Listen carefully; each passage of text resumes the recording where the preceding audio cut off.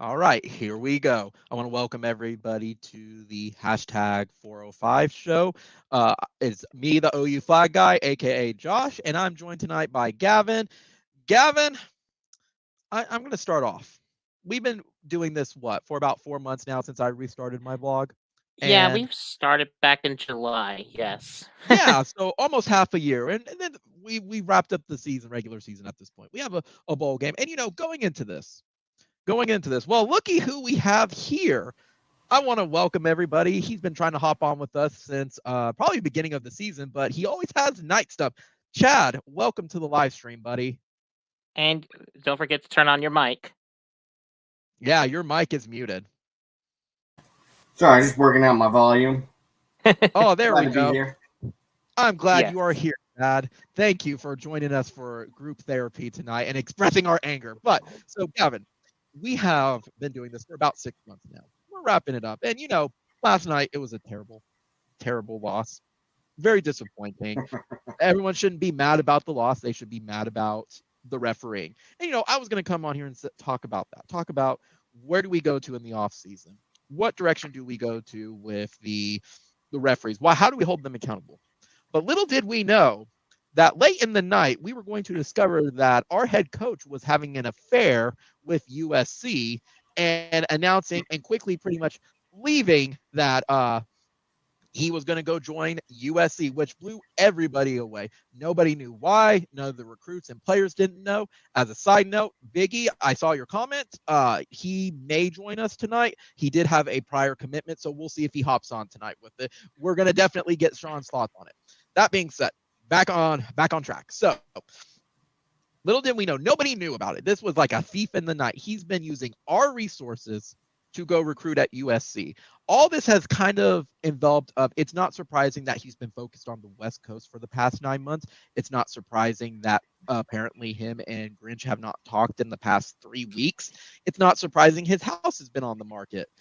And then lo and behold, the snake decided to reveal his true colors today and abandon OU. And what gets in my craw tonight is he has the audacity to say, I can't wait to coach here at USC. They have such a wonderful tradition and so many resources, and we're going to play aggressive. Like, are you kidding me? Are you really going to cheat on the hot girl with another hot girl? Like, with the same. What is going on? So, Yeah. Yeah. I have to Yeah. say, and I'm going to get Put out up there. Put up that meme Riley, of that hold on, walking with your girlfriend and everything, and then with the guy turning. hold on. I'm almost done. I want to end my speech with this. Riley, Okay. and the reason why he left apparently was because he didn't want to play in the tough SEC, and he was scared of being the little fish in the big pond, and he didn't want to face adversity, which is ironic because Chad and I and Patrick a couple months ago talked like Lincoln has not really done well in his first true year of adversity. He was having a lot of difficulties adjusting. So instead, let's just hop ship and go there. So, Riley, I just want to say directly to you, I am not going to mince words. You are a snake. You are a coward. I hope all your microwave food is cold in the middle and your brisket sucks. So now, Gavin, I will let you take the floor. Okay. Well. I see you well, I'll. laughing, Chad. Yeah. I'll get to your comment after just a quick second. But yeah, like you pretty much kind of caught on. I'm probably wasn't gonna go after like Lincoln Riley itself. Kind of threw everything in such a whole shock and everything for me personally. I honestly didn't find out, and then all of a sudden I get notifications like, oh, this is getting real here. Because I thought it was like like how the whole LSU thing was somehow, but somehow turned out to be what it was called, quote, a Trojan horse throughout all of this with LSU and everything, when in fact he was going to USC. And I've really thought about this long and hard, and it's like, it was like one of all, it was like, I don't know if it was if you want to call it follow the money, if you want to follow money or anything, yeah, go say he follows the money and everything. And, all the commits, I mean, we've already now seen like a couple of already players that he had recruited and everything have decommitted to OU, and that's already going to be taking a big hit. So, and all of that's been rearranged. Now, Bob Stoops is going to be basically the interim head coach, for the bowl game. And Mhm. I've looking at all of this, and I'm thinking to myself, oh boy, this is going to be probably like a weird deal. But I've also want to flip it on the other side because there's actually a weird history with all of this. And this is something that we found out. Like, I think if we remember when like Fairbanks went off to go off to coach at another job and everything, they had Switzer, and then I'm trying to think when before that we had Bud Wilkinson. We had I can't remember the other coach that we had who went off to coach over at Maryland. And then that turned out to be a big riding success. So there is like some weird history of like whenever there's somebody when another coach leaves or something like that, we've always had another coach and basically had to continue on the line of success. So Mhm. there is a little bit of history on there, but the question is, it's like now who do we go after on this? And Biggie, with your issue with Dave Aranda. I just don't. I mean, look, he might be a great coach and everything, but it's like weird because with somebody with that sort of mindset and everything, I don't know if he really wants to leave Baylor at this point. With the program that he's already sort of to build up and everything, it's just kind of hard for me to really see it to leave at this point. And if anything, I would say like who would you guys would prefer as a head coach at this point? Who would you prefer? Well, let's get Chad's thoughts and stuff as well. Chad, what are you thinking right now, buddy? What's going through your mind with it? I'm a pretty emotional riled up with it because to me it's a failure on the players. Because to me, without the players knowing, there's a huge difference of like when he was coaching at ECU, like, bro, I got like a better gig, like I've done everything I can here, versus here where it's like the move doesn't make sense, especially when it appears to be a 9-month ordeal. So, first of all, I want to say that losing Lincoln Riley is not like a death knell for the program. Like the bell is not tolling for OU because we lost one head coach. I think Right. the bigger concern right now is that so much of our recruiting for the future is coming from California, and how much of that's going to now transition over to USC. How much did we pay Lincoln Riley basically to recruit for USC during the last 2 years or so? I think that's going to be the much bigger question. I think Bob Stoops coming in as the interim is going to, come help stabilize the program through the bowl game, give OU some breathing room on what to do, especially since we don't have an offensive coordinator. I didn't think we could rely on Grinch to coach both sides of the ball right like that. A lot of people are going to say that OU kind of got what's coming to them because we jump shipped on the Big 12. A lot of people are already drawing comparisons to that, saying that Lincoln leaving us is no different than us leaving the Big 12. And if you're one of those people watching and that's been your thought process so far, let me just put it in perspective. Lincoln Riley was handed this program from a legendary head coach who retired early to give his protege a shot. Like Lincoln Riley did not come to OU Lincoln Riley, right? And he was given a program with 2 Heisman quarterbacks on the roster. He was given a program with some award-winning wide receivers on the program, some of the best offensive players that college football has seen in the last decade on the roster, and now he's leaving, and he's leaving us on a lurch. When OU and Texas left the Big 12, this is a conference that's really been riding on the backs of OU and Texas for a decade since the last line of realignment. So, I mean, those comparisons are not apples to apples. It's apples and tomatoes or watermelons or something. Like, that's completely different. Now, the other 8 schools, they can be angry if they want to. I just want to say I've already seen that comparison out there. I don't think it's the same situation.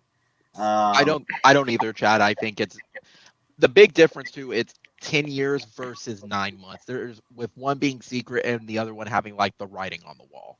The Big 12 has been on the wall. I am a little frustrated that he said to the media, "We're going to have conversations." I've heard rumors that he didn't even give the OU administration the opportunity to offer a counter to whatever he got from USC. So it's frustrating. I don't think that we're a stepping stool program. We're not a TCU. We're not a Baylor. We're definitely not a Texas Tech. And if the real reason that he's leaving is because he doesn't want to play in the SEC, well, there are a lot of coaches that are going to be real eager to have a chance to knock down Saban and Kirby over at Georgia that are probably going to be a better fit for our program. Yeah. What is your feelings with how he treated the players, with them not even knowing and stuff too? I mean, this is the part that's hard. I don't think there's a real good way to do it.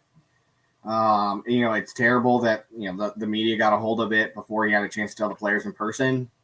I think it's likely that he was attempting to put off this announcement until he was certain the season was mostly over. For OU, just going to a regular bowl game is pretty much over. There's no playoff. I think the timing states that he knew at least a couple weeks ago he was leaving and was just trying to keep it up in case they went to the playoff, so you could have a chance to win a national championship here. Mm-hmm. But it is tough for the players. It's tough for the recruits, both the ones in California and the ones coming from other places. Caleb Williams came here because he wanted to play for Lincoln. So now we have to figure out what he's going to do. And it's just a lot of stress on a lot of young players who came to a program they thought was stable and where they were going to have the same coaching staff for 4 or 5 years, and to have that rug yanked out from underneath them. You got to feel for those guys who are in that locker room, put in the work. Do you think? I think it did take a hit personally, but do you think Lincoln Riley's reputation took a hit from this? Oh, for sure. Lincoln Riley's reputation definitely took a hit. Anytime you leave a program and then immediately start having commits leave, I think that's a reputation hit. I'm also hearing that some of the recruiting sites were tracking some flips even before the announcement was made, which tells me that at least some of the recruits were getting the news. It just doesn't make sense. You take a school to the playoffs in 3 of your first 4 years as a head coach, and you jump ship to a program that hasn't had any recent success. It's just not normal. And I'll say this too. I would not be surprised if Lincoln Riley goes to USC and is not successful. Looking at Clay Helton's record, he was 42-28 when he was fired. Riley was only 55-10. And so Riley is not that many games lost from having a pretty similar record to Clay Helton.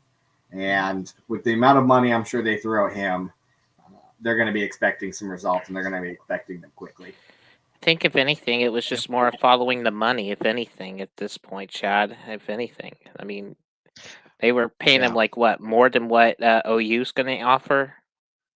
Which is the insanity part. If you really think about it, OU's already paying him like $7-8 million. The rumor with LSU was like $12 million. I'm like, no one's going to offer somebody more than what Nick Saban's getting, because Nick Saban at this point is having name his price.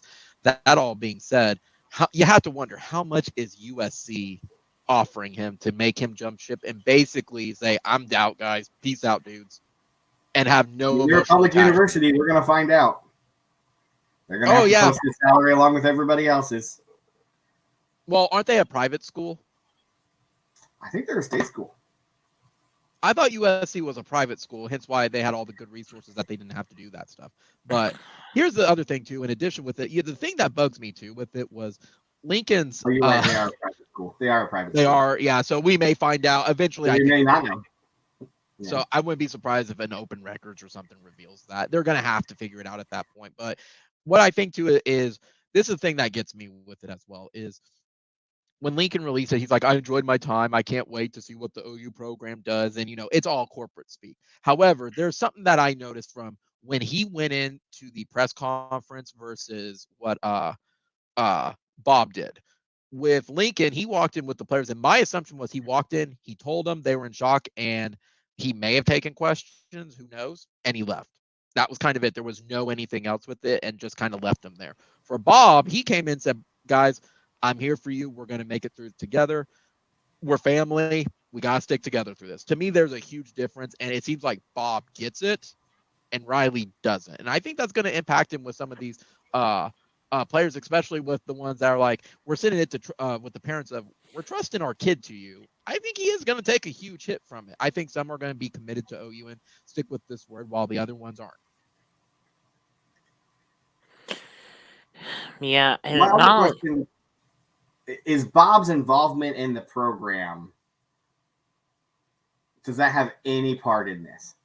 I don't think so. Bob, I think, was truly ready to retire. And here's my thing, and this has been kind of going through my mind. I think Bob stuck with the program, being close with it, because he genuinely enjoys OU. His son's playing there.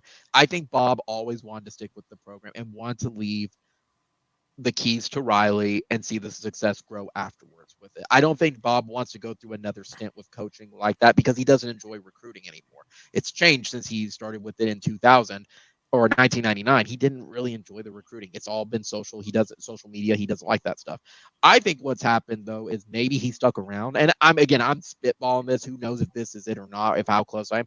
Maybe he didn't fully trust Lincoln with the reins, of like something like this was going to happen and he needed to stick around as a just in case. I will say, let's be honest, I thought about this a little bit, that maybe Lincoln Riley, I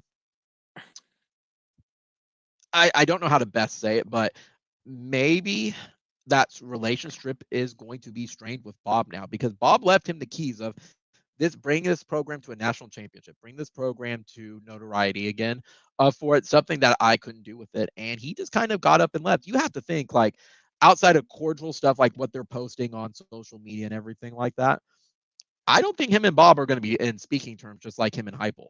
I think there's going to be some very strange stuff, but it also comes down to with Lincoln. Lincoln was a weak coach. When you really get down to it, Lincoln just did not have discipline with his players. He was figured out and he regressed a whole lot. There's other thing I want to mention too while I'm thinking of it. I do really wonder I would love to have been a fly on the wall for the past couple months to know what has been going on. Because I really want to know, Grinch has publicly called Lincoln out and said that your players are soft. They have no discipline. They're wimps, essentially. I wonder if Lincoln tried to get Grinch fired and Joe C told him, no, you can't just fire a guy in his third year, whether you like it or not. And I also want to know if maybe this was his final straw after the FCC thing, when maybe Josie told him, you got to hire an OC, man, after this entire year's debacle and how much he's regressed. I wonder if that was his final, I'm bugging out.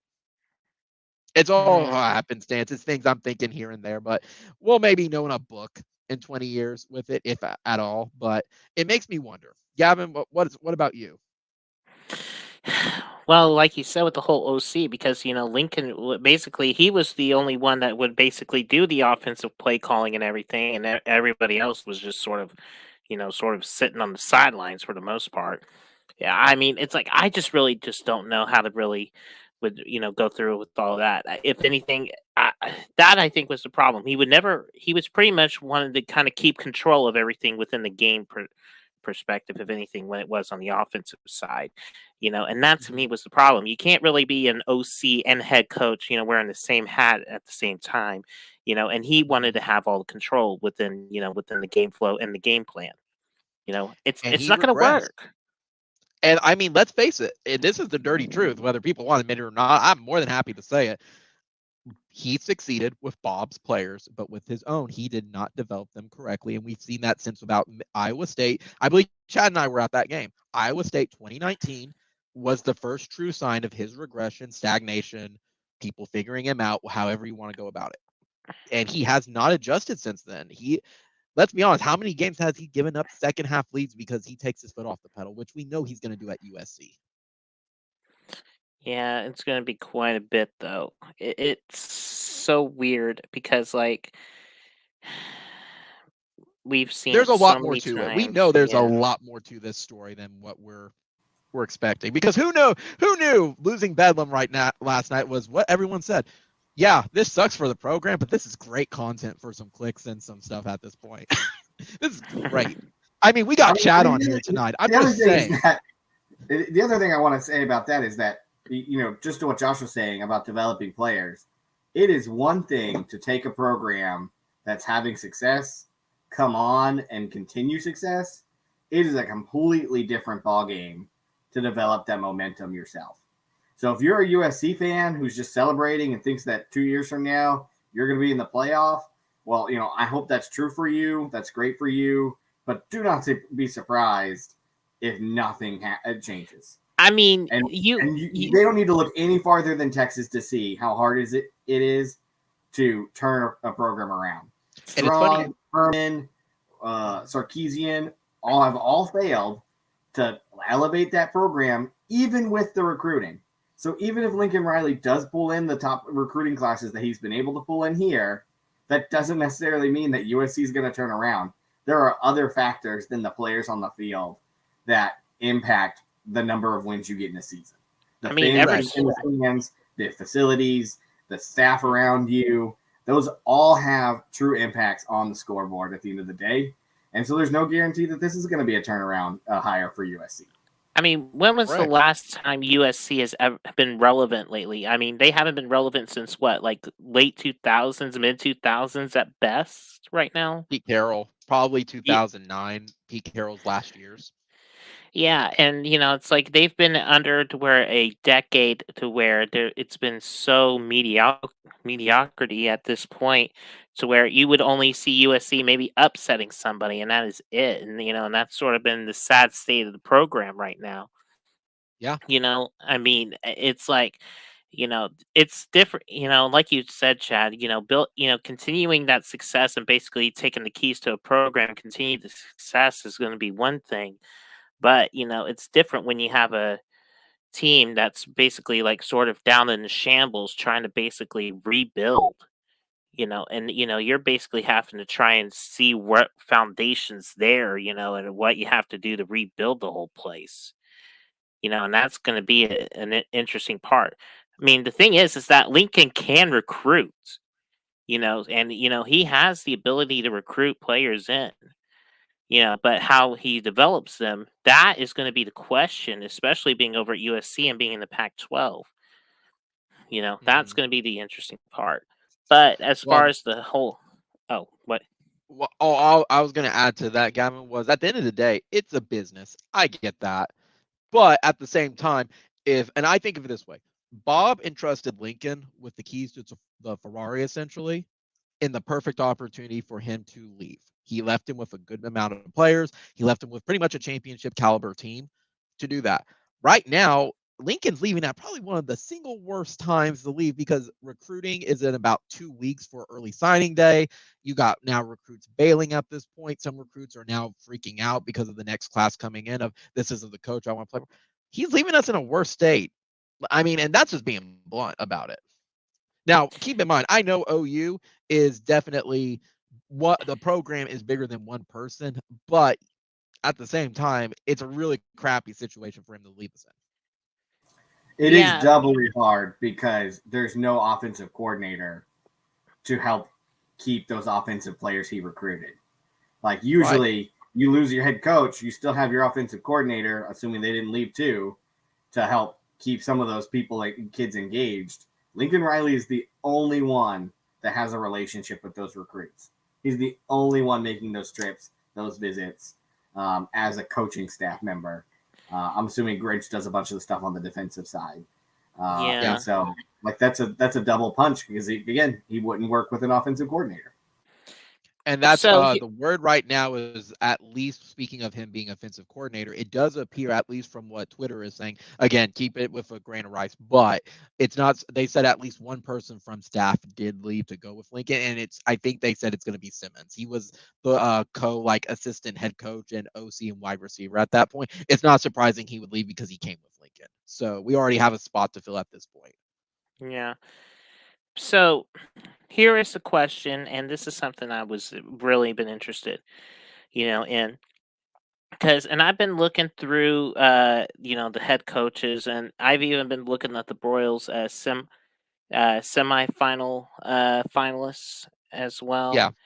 And actually, there was like one coach I actually had in mind, and it was basically from what I saw, too, and I was just been hearing this as well because I was hearing this from Discord. They were talking about like Cincinnati's offensive coordinator as a possibility at this point. I mean, I wanted to see what would you guys think about it. I could see that. I've been more lenient. Initially, I had, and Biggie and I were talking about this in the chat right here. Initially, I had Arnanda. I said that's a guy who knows the SEC. He can recruit well, and I like his game planning. My big concern was always he was connected to that Bryles coaching tree. The other one was if you're wanting someone though who with discipline, who's not buddy with the players, I go for Kleinman up at Kansas State, and I've been a very vocal person that I don't like Kleinman. He has that arrogance about him that drives me nuts, but boy, does he have results. I go for him. I mean, there's with the picking so small at this point, even though OU can literally put its head out and say, who wants to come coach here? You got to pick the right guy to keep that recruiting class. And I think that's what they're scared about, but that's the top ones I would pick. What about you, Chad? For next coach, it's difficult. It's difficult because you need a coach who not only can recruit, because recruiting is a big part of coaching at OU. You do have to travel. I mean, Dallas is only 3 hours away. That's where we get a lot of recruits. But you do have to put some effort into recruiting. They just don't fall into your lap. So you want a guy who can recruit, but you also are going to want a guy who can play in the SEC. You want somebody who knows those teams, who knows those coaches, and knows those situations, and knows that whole community and atmosphere. I know that a lot of people are saying they don't want another Stoops. I think Mark Stoops would be a solid hire. Anybody who can win in Kentucky can probably win anywhere. Paul Bear Bryant. I think Venables is probably going to be on the short list.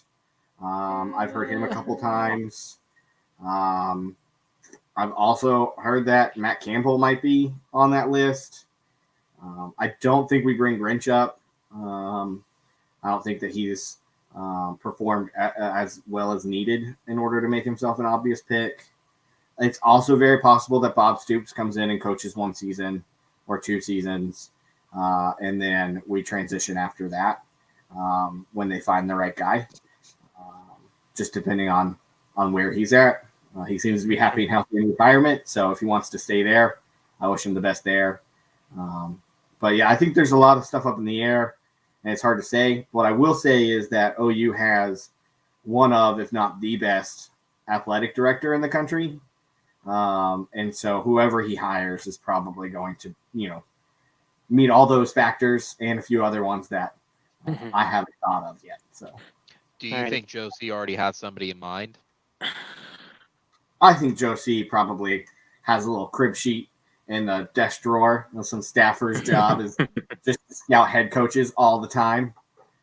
He's bright. He's a smart dude. He runs a tight ship at OU. Anybody who's been around that program knows that Joe C doesn't play.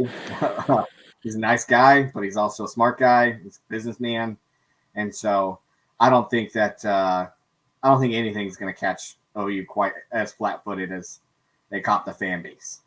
I'm sure they're much better prepared than we are to react. And the players as well. Yeah. Mm-hmm. Just want to make sure I give you guys the name. Mike Denbrook. That's the Cincinnati's OC is who it is. That's the semifinalists for the Broyles Award. So who else is on the list for the Broyles Award? Jeff Grimes with Baylor. Cody Kennedy was an O-line coach. Believe it or not, of all people, Kevin Wilson is actually a semifinalist on the Broyles Award. Which that's I nice. I was a little surprised about that. Of course, they got Jim Knowles over at OSU, but I just don't see that, though. Let's see. We also have Josh Gaddis over at University of Michigan. But I just really don't know if we could really go back to that I formation like we used to and everything. And then Warren Ruggiero over at Wake Forest as well. What do you guys think about Luke Fickell? head coach at Cincinnati. I've thought about him. I wouldn't Mm, out, but there's better coaches. I think that yeah. his thing is he's just like Lincoln in that respect of he doesn't have discipline with his players. He's too buddy with them.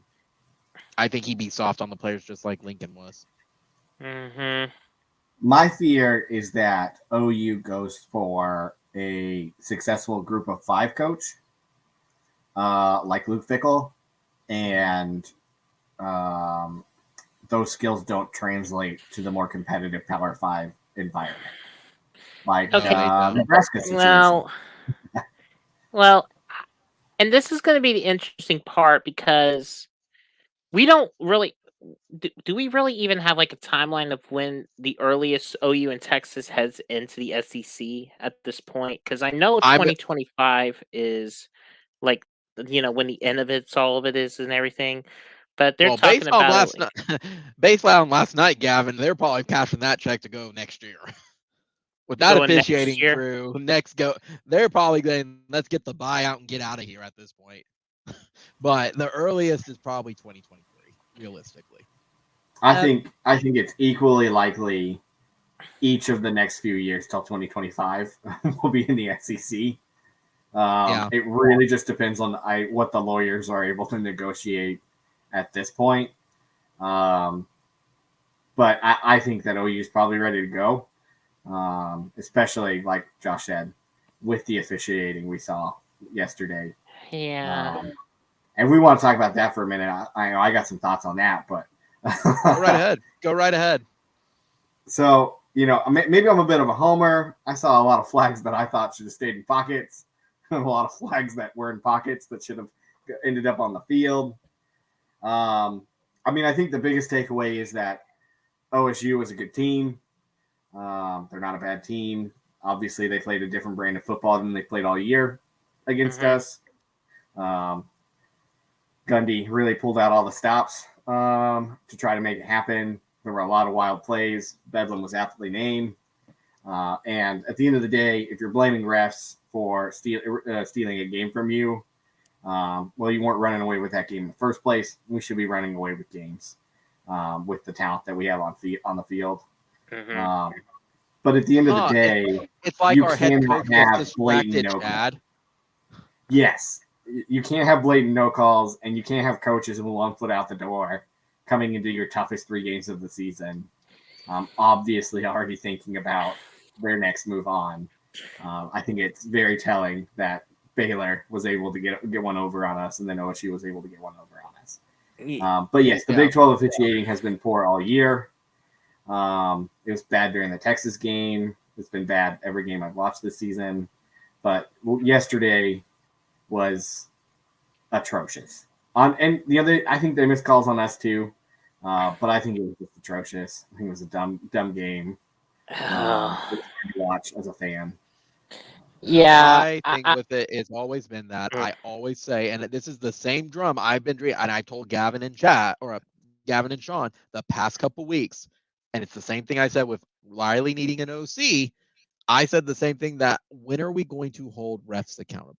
That's my biggest thing of, look, I know a lot of it's judgment call stuff with it, but yesterday is one of the worst officiated games I have ever seen in my life, and I easily rank it up there with Oregon and Texas Tech when they had phantom touchdowns for everyone. Everyone knows the Oregon one, but people don't remember the Texas Tech one as much. 2005 Texas Tech, by the way, for those that are with 2 phantom touchdowns that happened out of nowhere at this point. This was just as bad. I mean, there was 3 pass interference calls that were not given.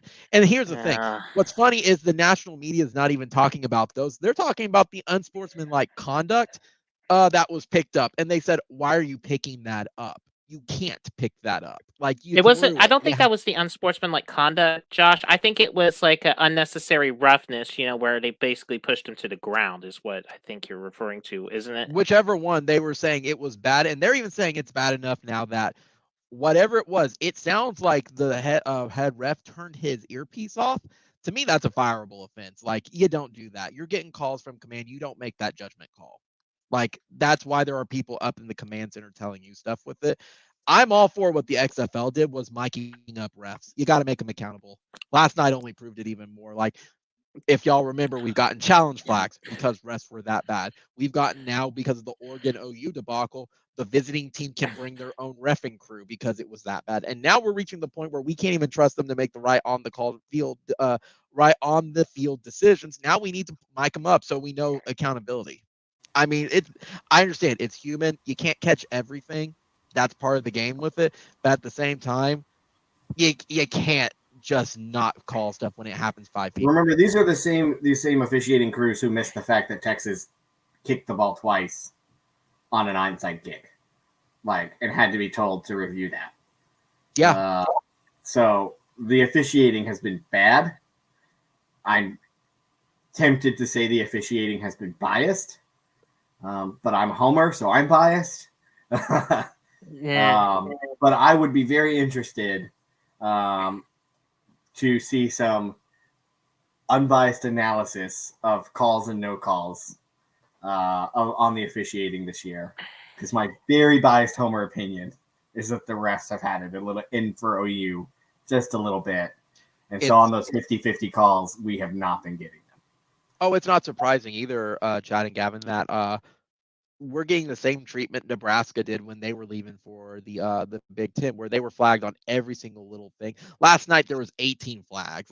That's ridiculous. And a lot of it was against OU with it. Yes, we could talk about Lincoln Riley's meltdowns yet again in the second half. We could talk about how poorly they played on offense with it, but it comes down to the refs did change the outcome of that game because they didn't give them the chance. You can't choke hold a guy. That's the thing. It may have not have come down to it, but there's a bigger difference on what the lead was going to be on a 1st and 2 versus a 1st and 10. There's no excuse for that.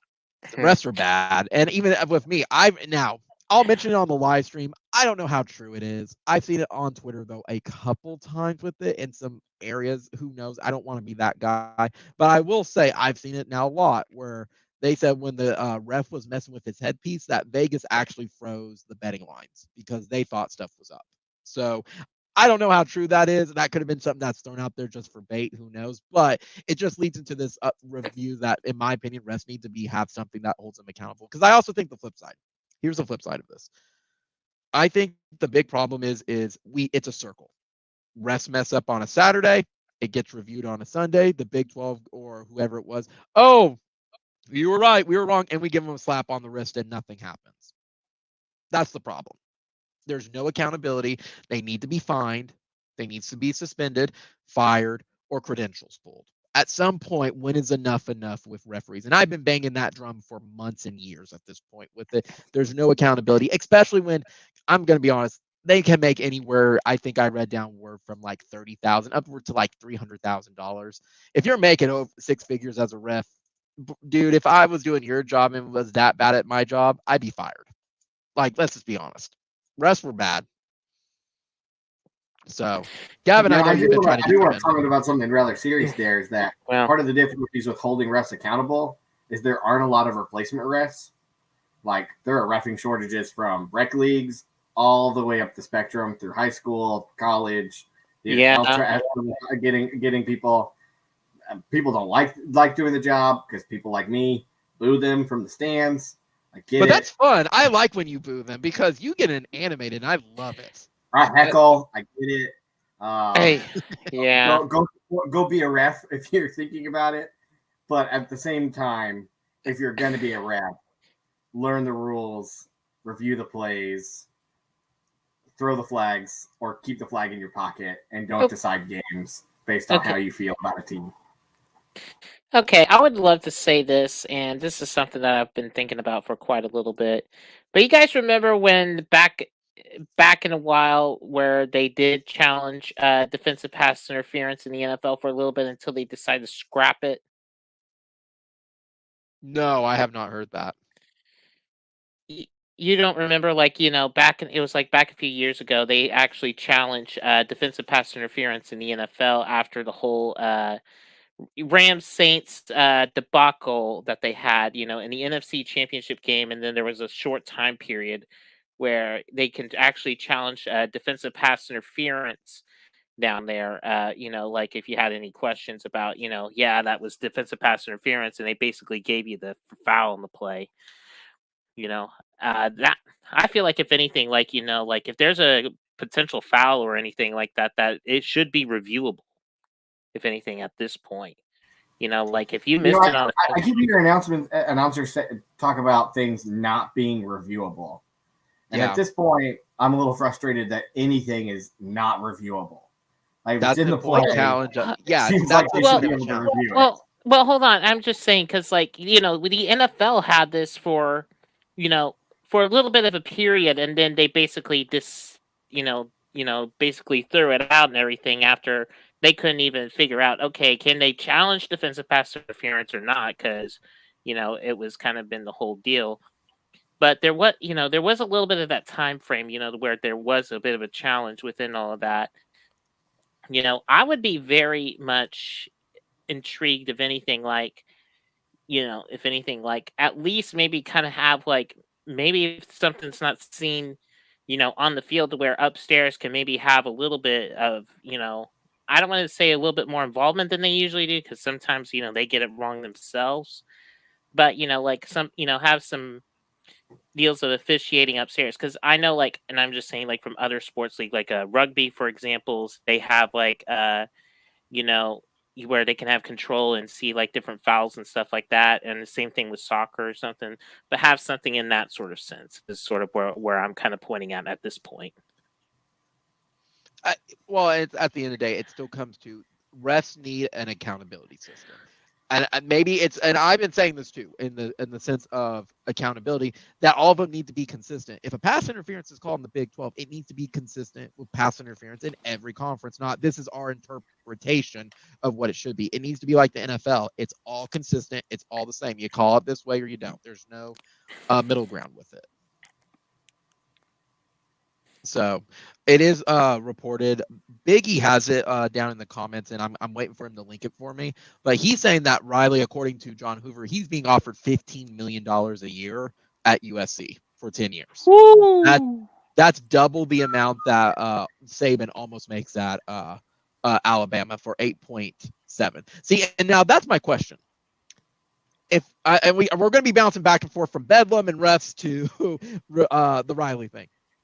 If you're offering that much money, and this is me take the OU, hold the OU side, do this, hold this up. If you're offering $15 million, why not go after Saban at that point? If it's going to be that much, go after him. Saban's like 70. Yeah, there's no way Saban's 70. He's only got a couple more years left. They need a flagship coach that's going to be there 10, 15, 20 years. If they got that kind of money to throw around, like you just start taking gambles on guys until you find one that sticks. I think he's still gone. I mean, how many has USC gone through in 5 years? I think we've gone through 4 head coaches in 5 years. Helton, Sarkisian, this dude. No, Sarkisian was like way earlier, wasn't he? No, I don't think so. I think he was not that long ago. There's Clay. See, now I'm looking at it. Football. Here we go. Because in 2016 or 2021, we had what's it called? We had Clay Helton. Oh, I hate Clay Helton's been there since 2015. Oh, Sarkisian was 2014 and 2015. That's why. Right. Yeah, and then Dante and Lane Kiffin was there. Lane Kiffin, yeah. Is Lane Kiffin the guy that got left on the tarmac? Yeah, I think so. And then it was Pete Carroll. Yeah, so since 2015, they've had Clay Helton, who was like 2013 for the bowl game, and then 15 to 21. Sarkisian, Dante Williams, and now they're on Lincoln Riley. So you've had 4 head coaches in about 5 years. That's pretty crazy to think about. I don't think he's going to do a good job there. I really don't. Even with the fertile recruiting ground and everything, you're now competing. The big thing that Lincoln didn't have to worry about here versus what he has to worry about over there at USC, there's other things to do at USC. I'll tell you what, those USC people are on it on these wiki pages. They were updating this like super quick. They updated Lincoln Riley's page and their school pages like minutes after this happened. Ridiculous. They got Ridiculous. somebody working on Sundays over there. Absolutely. I mean, they waited for USC to announce before OU announced first, though, or announced right after that with it, because I think everybody was waiting for it to be like, JK, guys, we're not going to do this. And then, oh, no, it actually turned out this did happen. This did happen, and it just everybody shell-shocked kind of with it. As I agree with that. I'm glad that Bob is going to be interim for, yeah, we're going to be missing an OC, but I trust Bob to trust the dude at Alamo Bowl. I don't have any problems with that. Have an interim for that as well. I wouldn't honestly be surprised if we have Bob for another year or two to really work this stuff out before we get another head coach with it as well, too. I thought about that for a while with it, too. The only reason I think they don't just go back to Bob is, one, because I don't know that he wants that, and two, I think they want to get a recruiter in quick to kind of try to reverse some of this damage that Lincoln leaving's gonna cause. Yeah. And we all know that Bob is not interested in flying all over the country all the time. That's true. He is definitely not. He is very happy with what he's doing with being a local tequila peddler while being on Big Noon. Mm-hmm. Mm-hmm. But who knows? I don't think Bob knew he was going to be coaching again, at least for a game with it. But then again, he did XFL for a bit, so who knows with it? Who knows? Yeah, but yeah. Yeah, and you can't blame him with the XFL when the whole pandemic deal started either. So that that was a bummer. Well, that too, but also with Bob and stuff as well. Like the XFL, you don't have to really recruit. Like you have your guys and you have the draft, and that's kind of it. So, and that's something to bring up. Biggie brought it up too.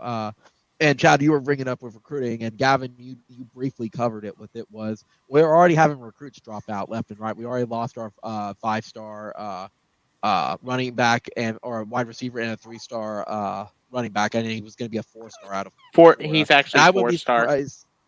And I wouldn't be surprised if we lose Malachi Nelson out of California, if I'm being honest with you. But here's the other question, and there was something that I think we just circled about this though too within our group as well. It's like, what about the current players that are in there? How many of them are really going to follow Riley? Is going to be the question. That is something I'm very intrigued, within all of this. With some. Yeah, especially with Williams at this point. Will he decide to go ahead and head out west, or will he stay? That's going to be something that's going to be very interesting.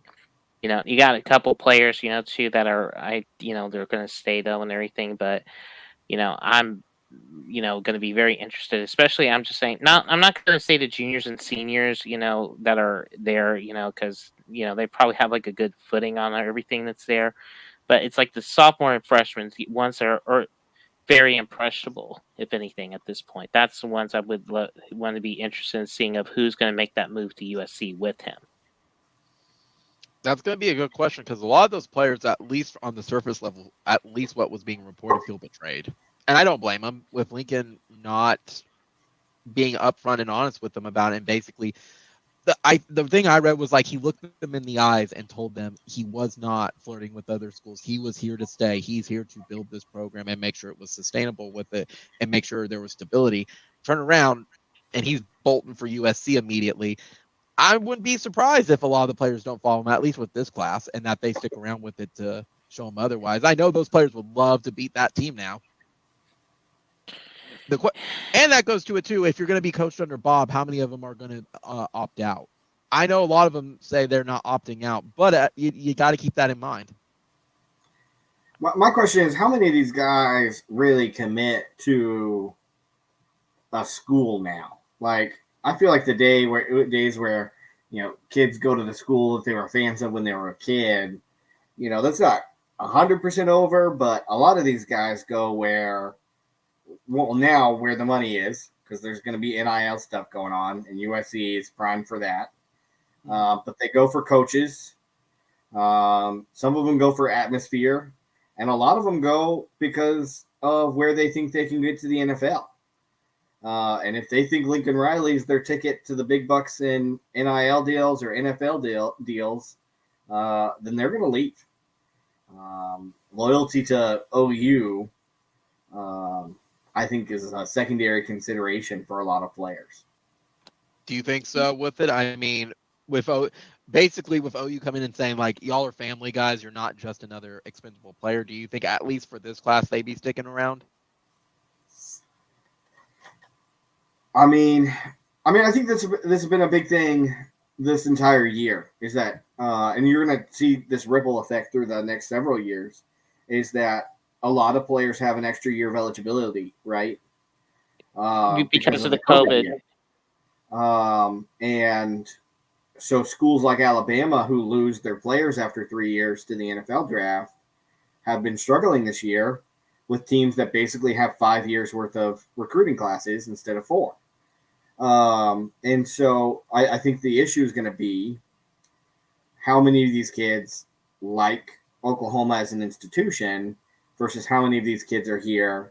I say kids, they're adults. Like how many of these players are here because they think that this was the place that they were gonna have the best deal long term, right?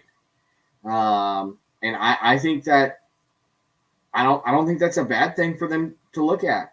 Like these are kids that got to worry about their future, and if their best path to NFL first round draft is transfer to USC, they're gonna say it's business. I got to do what's best for me and my family, and I put in the work. I need to give myself the best shot. I don't think what graphic is on your helmet is gonna concern most of them very much. I mean, that's a big concern and stuff too with it as well. I mean, that's what it's going to come down to as well. It's loyalty versus what's best for your brand at this point because of NIL deals. How much NIL is going to take a back seat because we saw how much there was bust with like Spencer Rattler. There was Casey Thompson. Like there was a lot of bust with that as well. So we're gonna have to probably see like, are they gonna go much lower and things like that as well. I don't doubt that Lincoln's gonna have some short-term success at USC, but I do question the long-term stability with it because let's be honest, this is the big thing I don't think people are talking about. Lincoln had success, but he was figured out about ECU after about 2 years. It's same thing at OU. He had short-term success with it, and then once everybody caught up with the air raid, he stagnated. It's not a coincidence that stuff started to fall apart after that 2017 Rose Bowl game. I don't think so, and it started to peak at that 2019 Iowa State. Now, here's my question. Here's my next question for y'all. So we've talked about what coaches you wanted. What coaches would you absolutely stay away from? In that Joe C knows better. Don't go after these guys. This doesn't bring excitement to the recruiting classes. It's the opposite of what we want to do. I want to say Cliff. I don't want them to go after Cliff Kingsbury. Keep him in the NFL. I don't think he's an OU guy. I think he's just Lincoln Riley 2.0. Okay. I would say, and I'm going back on the semifinalists viewer. I do not want to have Kevin Wilson because, you're just bringing in old school mentality again, and I don't think it's the right move at this point, even though he's done some success with CJ Stroud and all that and everything. I just really don't know if they want to bring back somebody that's, back old school, if anything, at this point.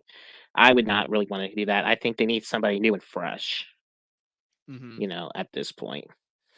So you would also say the same thing, no Sonny Dykes then? I would probably say no. And the thing of it is that Sonny Dykes just doesn't have anything from what I can see other than maybe that whack 2011 Coach of the Year. There isn't really anything that really pops, with him, if anything, at this point. I just don't see anything that could really be much to be valued with him because he doesn't really have like a good standing record at this point. Yeah. What about you, Chad? I would say my biggest thing is finding a coach that is gonna run a clean program. College football has a lot of temptations to cut corners and break rules in order to have success.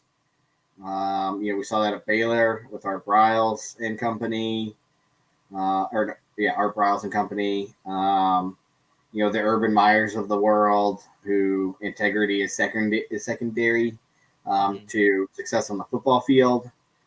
So I think the disaster hires would be, those guys, the Tom Hermans of the world, who are, just kind of snakes who happen to be good football minds.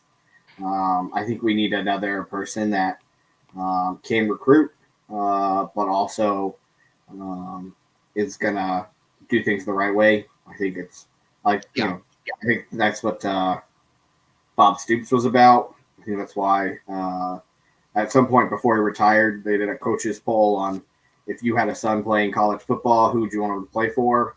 And far and away, Bob Stoops was the answer. And I think that's the brand of football that OU needs, and that's the brand of football that's going to lead to long-term success. And so they need to find a guy like that. And frankly, I just don't know anybody well enough, except for the news headlines, to say who that is or who it isn't going to be. And so I'm hoping that between Bob Stoops and Joe C's knowledge of the market, they'll be able to find that guy. But anybody tied up in any of that Urban Meyer or Art Briles stuff, I think is a hard pass for me. Because we don't need any of that at OU. I agree. I think you have to pick someone with integrity, and I don't doubt that Joe C has somebody in mind for that. Mm-hmm. Now, here's my next question for you guys, because again, I'm bouncing around between this one and Bedlam and stuff, and kind of going forward at this point with it. And before I do that, again, guys, if you want to hop in with us, this is a completely open live stream for this one. I'm going to send the link again. Just remember, if you have a headset, webcam, you don't have to be on camera for this. But that being said, with it, at least have a headset for it, or be in a quiet place like Chad is, so like we don't hear background noise or anything like that. Now, that being said, Gavin, this is an important question. What is Lincoln Riley's legacy going to be at OU? Now that he's gone, this is the first real-time OU has ever really been poached by another school at this point with it. Lincoln was here as an OC, and he was a head coach for 5 years. What is his legacy going to be? Oh, man, that's a really good question. Although I would say, and this is sort of the narrative at this point, I feel like it's that he was basically someone that he was someone that would get you close to it, but would never bring out the final product. That's how I felt like with Lincoln. Like, he would give you that short-term success and sort of have that immediate, feel of like, giving you all the hopes and everything, and then just could not, deliver at the very end. He would always come up very short. Now I'm not saying he's not a bad coach or anything like that either, because 55 and what was it, 10 was his record, if I'm not mistaken. Yeah. It's like he would basically give you that success, but he would just somebody that wouldn't like basically deliver to you at the end. And besides, he never won his first bowl game until like last year, when it was against a decimated Florida team. So it was like he would basically give you like all that, somewhat of the success they can, but I just don't think he basically lived up to the full potential to, I would say, to Oklahoma standards, where you're expected to win a big, I wouldn't say like with the Big 12 championships, because, he did deliver on that, but winning the national championship, it was just like he would never basically got you into for the title. And that's where I feel like he was at, to where, he had really good success, but just could not finish at the very end. And that's, I think, is going to be the legacy, and also basically basically the blind side. And I hate to say it, but, there's, something people have been saying this is that, yep, he basically just turned into Kevin Durant of all things. Gavin, I did want to put a picture of Kevin Durant and Lincoln Riley up and tell you which one tell me the difference between both, but you couldn't because they're the exact same picture. So I'm just saying. It's true. Here's the thing with mine as well with it is, oh, I'm gonna let Chad go. I'm gonna say, Chad, what do you think his legacy is gonna be with it? Because he did. Let's be honest.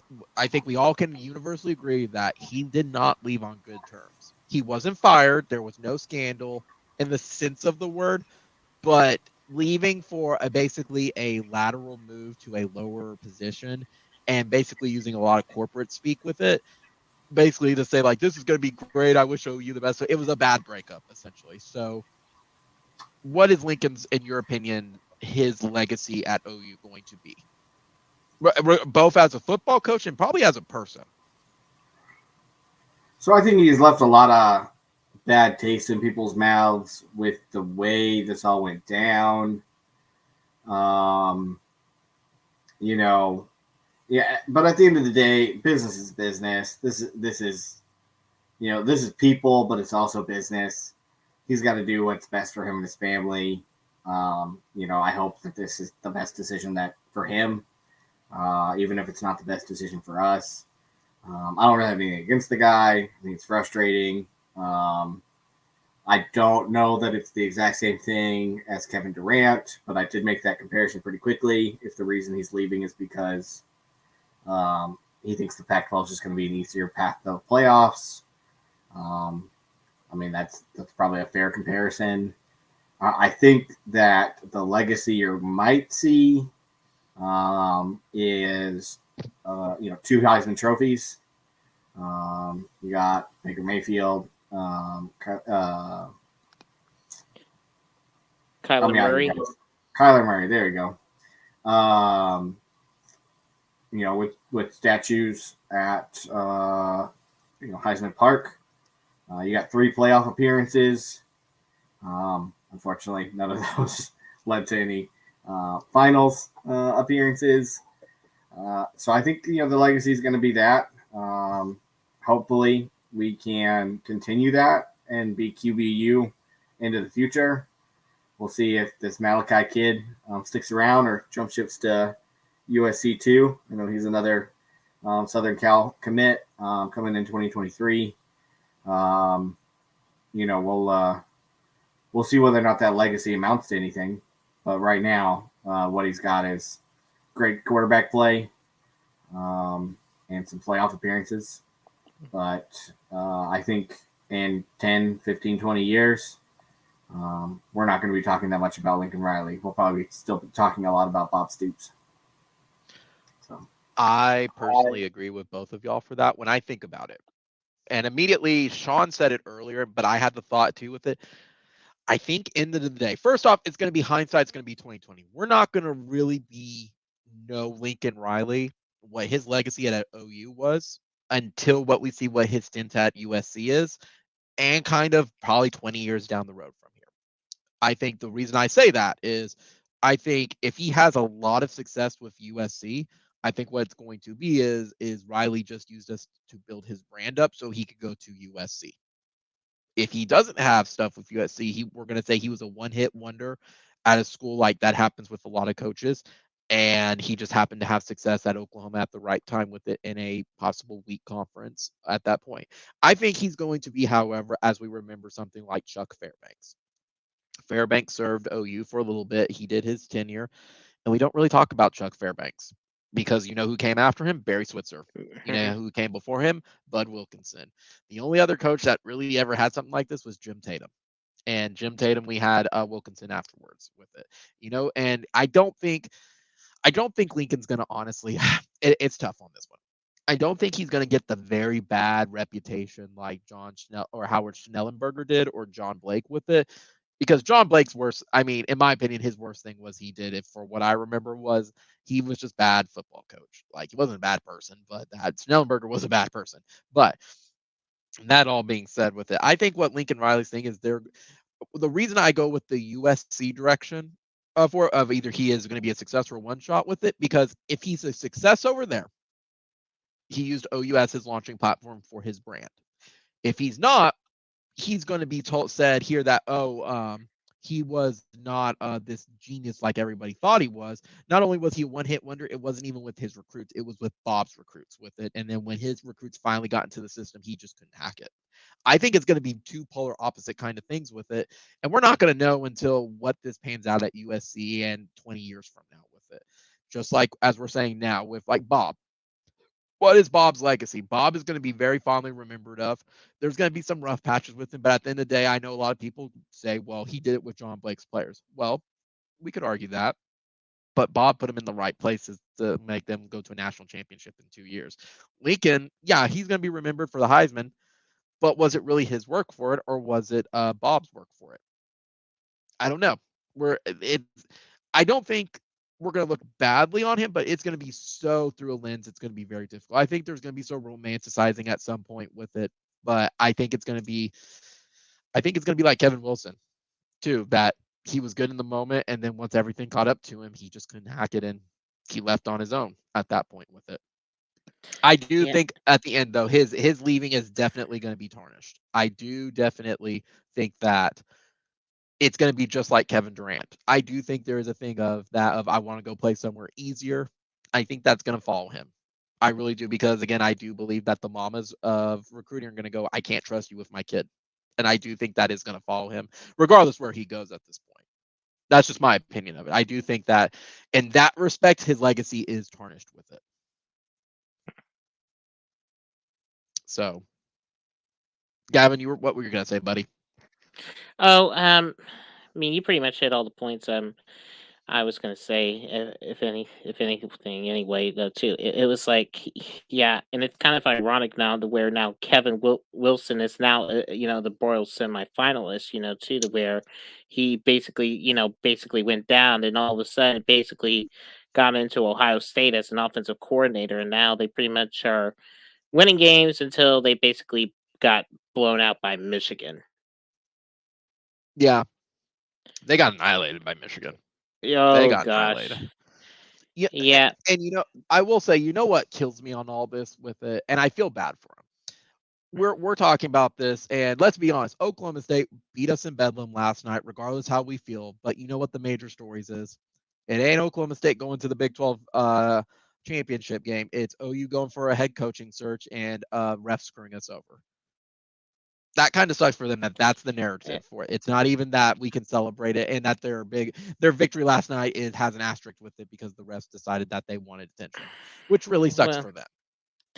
Well, I mean, I know I've seen a lot of people going within that asterisk though too, but I've been also at the point too where I kind of have like a different aspect of it, because for me it was like, I mean, like, how many calls have we been called offside? Like, what, 4 or 5 times during that game? If I've lost count at this point, though, too. No Because I discipline. feel, yeah, and that was the biggest deal. It's like, look, I know there's going to be missed calls, and I'm not disagreeing with you on this, Josh, at all. I am not. But it's like, for me, it was like discipline was a big issue for me, though, too. And it's like the old saying goes, it's hard to beat two teams. One, when you're facing the opponent, and two, when you're beating yourself up. Yeah. And it's like it's like, look, if there's some calls that can change the game, that's one way or another. But it's hard to beat two teams at the end of the day. And I feel like if anything, and this is just from my narrative, that we basically kind of couldn't get out of our own way against OSU, because I know we can have the offensive firepower to do it, but was the problem, was we kept getting in our own way with holding calls. And I know that Mario Williams had that face mask and everything too, which, like, he kind of got up there in the hands a little bit, which, was a little questionable. But, still at the end of the day, that was sort of, my biggest issue, is that we just kept getting in our own way. Oh, I agree. This just came across Twitter with it as well. And maybe this is something that was just a rumor on it as well. As we were speaking about it earlier with it, but apparently Lincoln's trying to work to get Grinch over to LA for USC staff. Oh gosh, sakes. Which I'm not surprised. Like, if that's what's going to happen with it, I'm not surprised of who he's going to take with staff at this point. The thing that surprises me, I guess, is the double talk I've heard of the him not speaking with Grinch for a couple of weeks at this point to now of him trying to get Grinch over there. I'm not surprised. I mean, I know a lot of people have problems with Grinch, and we knew this was coming with staff, especially if he's trying to leave at this point with it. That's where I say it's hard to me not to call him a snake when he literally just built it up and now he's going to transfer everything over. And with the free, basically wild west of the transfer portal, that's where you're kind of at. Mm-hmm. So I'm going to comment on a couple things. One, I'm going to go back to the offside penalties real quick. I do not know that in that particular game, the offsides penalties were an example of bad discipline. I think that was a result of intentional game planning. In that game, I am fairly certain Grinch told them, try to jump the snap count. It's the only way you're going to get through that O-line. And I think they told them to play aggressive. And I think he told them that I don't care if you get a couple offsides penalties. But just they get did to the the same quarterback thing and to shake him up. Kansas, though. That's the And other so thing. I mean, I could be wrong. I'm pretty sure they just told him to go get the quarterback, and if you draw a couple penalties, oh well. do you think I don't have any way to prove that, but just the way when I was watching the game, I got the sense that they did not care if he got an offsides penalties as long as he was making that quarterback scared. Do you think that and I said this back at the Kansas game with Gavin and Sean. Do you think they were trying to fool them with false snap counts and just never were called for it? They were trying to fool them with false snap counts. You could hear the clap and the wait, and then the clap again and the wait. But I think that the OU defensive line was specifically instructed to be so aggressive that caused offensive offsides penalties. But again, I don't have any way to prove that. That's just my theory because they were coming at it right off the snap every single time. And the other side of it, the Grinch thing. I'm listening. I'm just getting a drink really fast. I am listening. If he's taking Grinch with him, and Grinch wants to go with him, they have a good working relationship. More power to him. Coaches take staff with them all the time. It's very possible that the new head coach is going to want to bring in his own staff anyway. I would love to keep Grinch. I think he's doing a good job turning around a defense that was abysmal and turning it into something halfway decent. But I feel like that's standard practice. When you leave, you got a guy that you like working with to try to take him with you. But, that doesn't make me any more angry at Lincoln Riley than I was before. Yeah, that's me. I'm kind of in the middle ground on that. If he takes him, I'm not surprised. I mean, if we're going full on poaching, I mean, that's what he's doing a good job of it. I mean, that's where I said that's where I think his legacy will be tarnished if he just used OU to transfer everything to USC with it. That's the longest con job I've ever seen. Longest one. What about Gavin? What's your thoughts on if Grinch does leave? Are you happy? Are you mad? Is it kind of what Chad said? You're just indifferent about it, where it's like, that's part of the game with it. That's part of the business aspect of it. And by the way, I do want to appreciate we've had 5 viewers come in tonight. I'm so happy with you guys. So again, Biggie, Tyler, I appreciate y'all with all the comments. Please, guys, I'm open. Again, this entire chat's open for anyone to hop in, whether you're an OU fan, Texas fan, USC. Please, I want to hear your opinions on it. This is what this is for, because this is the big thing to keep in mind about this. And I think both of y'all can agree with this, is this does really shake up college football with it. Because here's the thing, OU is going to be fine. OU will, no matter what, will be fine. But now the Pac-12, realizing they've been in the dumps, now has a legitimate contender, at least to get to the college football playoff, especially now with the USC resources. If we hated USC before, here we go again with this roundup. Anyway, Gavin, continue. I'm sorry. Okay. And I'm just going to say this. It was and I know this is, different programs and everything, but when Steve Sarkisian left, they pretty much, Sarkisian pretty much brought all of his staff and everything over to Texas at that point though too. And, Bama fans, from what I understood though too, kind of felt really indifferent, after they realized they were going to get, had some concerns about with O'Brien. I'm not trying to interrupt, but I mean, everyone saw it coming with it. We got another decommit night. Not surprised on it. We mentioned it not 30 minutes ago. Malachi Nelson decommitted from OU. Not surprised. Well, okay, so that just now basically hit right there too. So that is something that's been going on. So okay, so um but back to what I was saying, like with the whole issue, I think if anything, like this whole issue of being staff bringing over and everything we've talked about, it's something that they usually do to make sure that everybody fits in. And I would say right now, um, I wouldn't be surprised. But I think like whoever we get as the new head coach is probably going to get their own staff to come in anyway. But I think it's just going to be, at the point to where now we're going to have to try and find where we at, kind of rebuilding certain blocks, into where our identity is at this point as a team is going to be the biggest question. I'm not, I mean, the long term I think will be okay, but it's just basically that short term of where we're at, because there's a lot Right. of uncertainty at this point. Right. And that I think that falls with it too, where I think the 2022 kids we're mostly going to be keeping them at this point because with 2022 there's not really other room to go to at this point with it. I don't think we're going to see the 2020 too many of the 2022 recruits go somewhere else with it. I think they're going to wait and see what pans out before, because here's the thing. The coaching search carousel taketh away, but it also gives us, as well as the recruit transfer portal. It takes away and it gives us. We're going to be having kids come in from the transfer portal as well. Sure, they're not going to be these 5-star recruits that we want them to be from our 2023 class from it at this point. However, we've gotten some gyms and stuff before, and if, in my opinion, if you're going to get someone that's hungry for it and has legitimate talent, give them a shot at this point. I mean, stuff could change. Stuff can change. Short-term success versus long-term stability. Man, I can't talk. So, but it is a bummer seeing that at this point with it.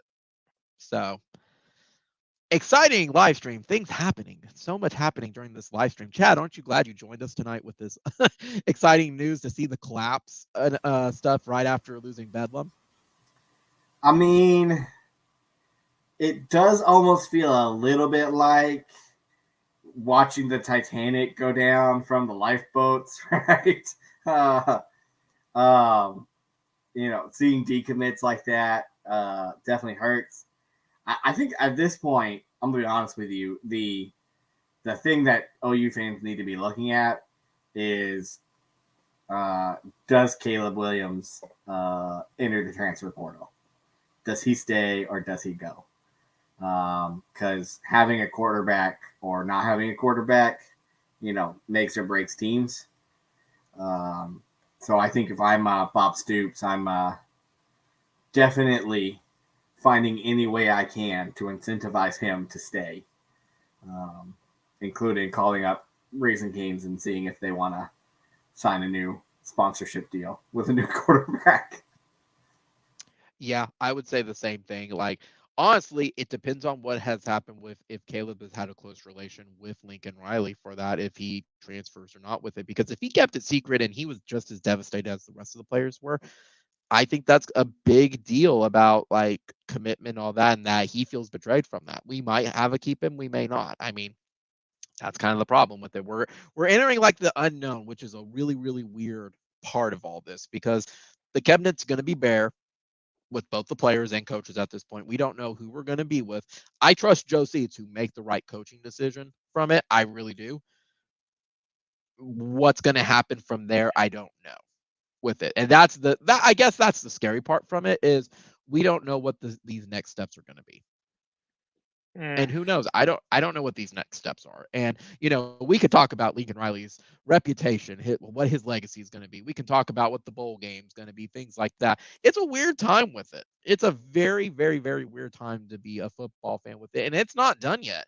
I never thought that we would be talking about this. I thought Lincoln would give the heads up finally, like, hey, I'm moving to the NFL, doing this, things like that as well with it. So it's weird being a part of the coaching carousel. I will say that. So I'm reading Malachi Nelson's decommit tweet, because couple of interesting things. He does say decommit from OU at this time. He's also not opening up his recruitment. He just wants to wait and see what happens. And then he says that the big reason why he wanted to come to OU was because of the stability in the coaching staff and ability to develop that quarterback position. So that says to me that while he's decommitting from OU, USC might not be the place for him. So he might not follow Lincoln there if stability in that coaching staff is a big thing for him. So we might not get him, but I don't know that Lincoln keeps him either. Yeah. It's funny. You mentioned this, and it was a joke I saw, and I cracked up from it. That being said, I'm like, when you mentioned like what Malachi Nelson's going to do with it, all of us have been bitching, Lincoln, run. We were referring to run the damn ball, Lincoln. No, he took that as, I'm going to run off to USC. That's not what we meant, Lincoln. We meant run the ball this season. Damn it, Lincoln. So I will say, all the grief aside from it, this is also why Chad has reminded me of this very early on in my college years with it. Football's fun, but there is definitely more important things in life. And that's also why I also have other hobbies. Look, I enjoy football. Me and Chad graduated from OU together. There is other things in life. It's not a meltdown thing. And just like I told on my live stream, this sucks. It really does, but that's part of it. That's part of being a sports fan. You have coaches leave. You have recruits leave. You have scandals. You have people retire. You're not going to have that coach. Who knows how long we were going to have Lincoln Riley anyway. Coaches only have about a 10-year span before they kind of stagnate and regress anyway. Peak, however you want to say it with it. So, I mean, it's just, that's part of it, and just you accept it. And that's just one of those things. I guess that's where I'm at too, is like, I'm not going through the 5 stages of grief, but I was also dirty secret. I was kind of ready for Lincoln to leave anyway, because I didn't think he was going to take us to the promised land unless he got over his pride and hired some coaches. I know that's a weird thing, and I'm definitely in that very, very small minority, because I thought he was turning into a Kevin Wilson. I guess I don't have to wait for that. Monkey Paw definitely curled on that one, and you can blame me for that one. I want Lincoln to possibly look at some different ventures. Maybe that's what I meant. I don't know.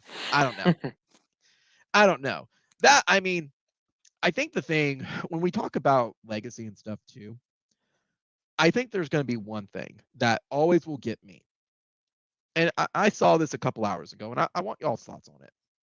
Is it weird to you that Bob Stoops, whether it was nostalgia, whether it was rose-colored glasses, whether it was whatever it was, showed more love for OU on Big Noon than Lincoln Riley ever did in his own tenure? I know Lincoln's not the motivational big game speech or anything like that, but even then, it always seems lackluster. In retrospect, hindsight, he never really gave that emotion, especially coaching him. No, he never really showed a lot of, I don't want to say, he just kind of kept it more into a business like state, if anything. He never really had that passion that we would usually see in the sideline, unless it was like a bad call that was going on or something during the middle of the game. That was the only time I usually even saw him get passionate at all. Yeah. I just really didn't see it. That was the problem. I didn't see the fire under the belly like how Bob did. That's kind of what I don't see. It's just that, that was sort of something that really is, kind of stuck with me, if anything. I In think fact, that's what I'm it gonna is, just say too. this. I'm gonna say this. Even my own mom, didn't feel the love for Lincoln Riley. I mean, and I'm just gonna tell you this. She does not watch sports and everything, and she just did not appreciate the tone and attitude. And she just told me, I don't really like his tone or attitude. I don't think he's gonna be there at all very long. I was like, my mom doesn't watch sports, so it's like I didn't really pay attention to her. Well, I'm just gonna say this. I'm gonna need to start paying attention to my mom a little bit more after what all of this transpired with all this happening. The mamas know, man. I mean, I'll go from Bedlam, so y'all will get a kick out of this. So Here's the thing. Like I said, I always stick with it. Chad brought it up earlier, and I'll circle back around again. It's like an Ouroboros. Time is a flat circle. We always go back. So here's the thing. Last night with it, I always try to keep in mind refs are human, but last night was bad. My mom, who's kind of pretty much a casual viewer, she just wants a fair game. Okay, she just wants them to go out there, play a fair game. Yeah, you realize you're going to have players beat up on each other, things like that. But she just wants it where one team wins, especially if it's OU, OSU, where the other team is like, there's no way, fine, whatever. Things happen, mistakes. Even my mom said with the ref, she's like, that was pretty suspect last night, that the reffing crew was not allowing either of these teams to play. And it looked very biased against OU. And that's my own mom itself, who's a very casual viewer. And I'm like, to me, if she's the one even pointing out, like, this is really bad, guys, like, that means you ain't doing your job. Here's again, to circle back around, because there's a bunch of topics talking on my mind, because we were going to talk about that, but then Riley decided to be a two-timing snake. Chad, I have a question for you with this, because you were a former athlete. You were a wrestler in high school. Concerning Grinch and his players with Bedlam, do you think our players looked really sluggish and overweight and out of shape at this point? Because I've heard now many times where they're like, it's not the scheme that's the problem, but it does appear like these players, they're not, when they're being fatties, they're not Alabama's fatties where they can run like a 4.3 or whatever it is. These guys would trip on their own shoelaces. They looked very slow and could not get out of their own way. Do you kind of agree with that with it? Because you're more of an X's and O guy than I can, and you were an athlete, so you know kind of that build stuff. So I worked in Headington up until 2014. For those of you who don't know, Headington is the athletic dorm at OU. And I was around those football players all the time, saw them all the time, ate in the cafeteria with them. And I can tell you one thing is that OU is very particular about diet and conditioning, or at least they were back then. There was, a nutritionist running around all the time, making sure players were eating what they should be eating, making sure that they were eating enough and eating enough of the right stuff. What I will say is the brand of football that OU is playing right now does appear to be very hard to condition for. When you play Speed D, you are asking big guys to be everywhere all the time. And it's hard to move that much man in that short period of time. Some of these guys are in the not quite heavyweight classes of the wrestling in high school. And that brand of wrestling is very different. It's a lot slower. It's a lot more controlled because it's hard to move that body as fast as we're asking these guys to move. We have some great athletes, but it is very natural to get tired. You have been thinking this a lot this entire time. We've been talking football. We've been talking coaching carousel. We've been talking refs. We've been talking a lot of stuff. And the thing that I want everybody to remember is that you can talk all you want to about what makes a team successful or what makes a team not successful. But it's very easy to determine success only on what you do. But it's harder to recognize that very often your success is less about what you do and more about what your opponents are doing. Most people, a lot of football games are lost, not won. And so when you're looking at records, when you're looking at players, when you're looking at awards, you remember there's somebody on the other side of that field who's going to do their best to smack you in the face, to wear you out, to make you look stupid, to trick you, to hurt you. And it's easy to say, the defense didn't look good. The offensive line couldn't keep up. The offensive line just couldn't match their assignments. They couldn't figure out what they were doing. But you have another team. That's their job.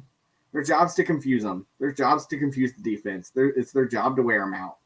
And Mike Gundy's a smart coach. He's not stupid. He's been there a long time and had a lot of success at a school that can't recruit nearly as well as OU can. And we can joke that he's got as many Bedlam wins as Baker Mayfield because they both have 3 now. But the fact of the matter is, to be in the top 25 time after time when you're not even the biggest school in your 4 million person state and USC's in a city that has 4 million people in it, that says something about how good of a coach Mike Gundy is.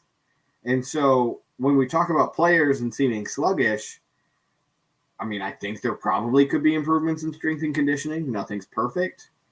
But I think that at the end of the day, you have to take into account that they're playing a very good football team. They're playing their 12th game of the season. They're exhausted. They're beat up. I'm sure that a lot of them are bruised and battered. And they're playing a defensive scheme that is hard because they're playing speed D. They're not playing, 5 big boys up front, contain defense. They're playing, I'm going to run you across the field over and over again defense. And so some of those big guys might take more steps than some of our wide receivers do. And that's hard. That's tough. Yeah, I mean, that's good perspective and everything to keep that in mind with it. I want to throw this at y'all as well. Now, keep in mind, assume that Lincoln was still the head coach for this, because this all changes with him leaving for USC and stuff as well with it. The big thing was from Bedlam. The reason I asked that, Chad, with it as well is obviously with Bedlam, you were going into expectations kind of postseason. Now you had to reevaluate. Now, obviously, we have to completely reevaluate. But what, to me, at the beginning at this point, to me on the hot seat, you had strength and conditioning. That's got to be something where even if it's hard, the CrossFit experiment did not work. You got to go get somebody else. And I think Beatenbow seat was very, very hot as well. I think he was not performing since about 2017, if we're going to be honest about it. Like, he had that anomaly year, but I mean, he was recruiting, but these players were not developing. At this point, with an entire staff with it, who would you go out and get to be I had inspiration. This is why we have these things. I had inspiration. Here's a coach name for all of you. Biggie, give me your thoughts on this one. Tyler, give me your thoughts as well. Shane Beamer, our old special Bringing teams coach, Beamer back to be head coach. He was smart. He was intelligent. You're saying no.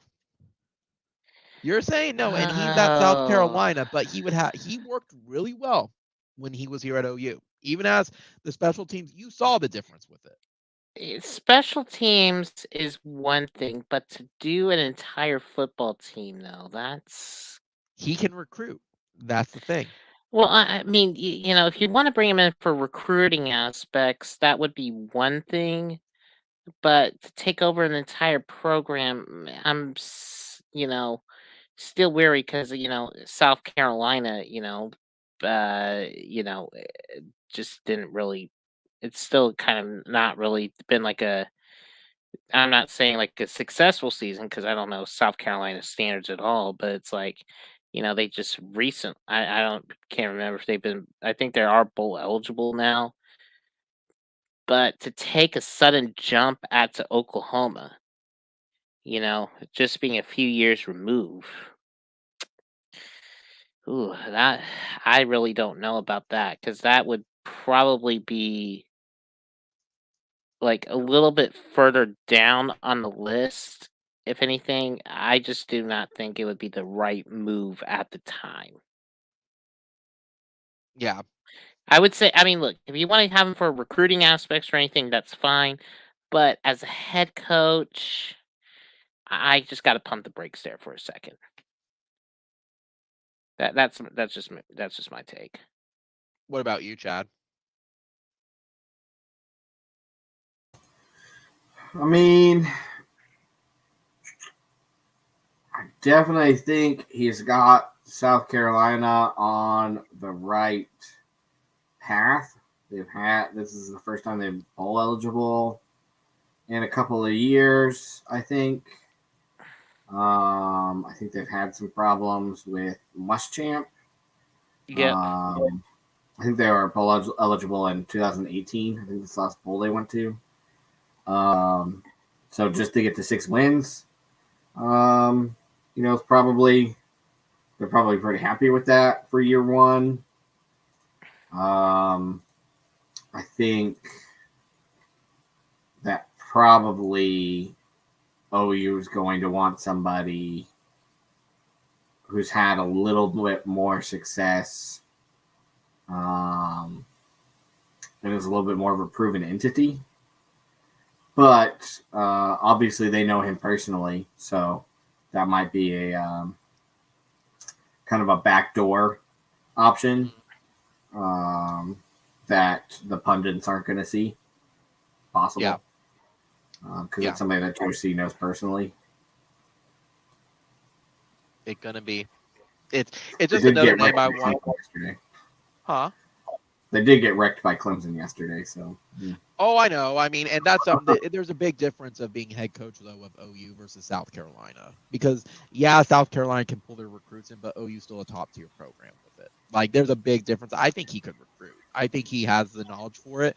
Again, who knows? As coaching is a completely wild carousel. You're either going to get a home run like Joe Castiglione did with what's it called? With Bob early in the day, or you're going to have a dud like Texas has had with it, with problems aside. So I was checking my phone really fast with it too. I found this funny, and it's just me for it. Was Sports Tunes blocked me on Twitter now because I dare speak up.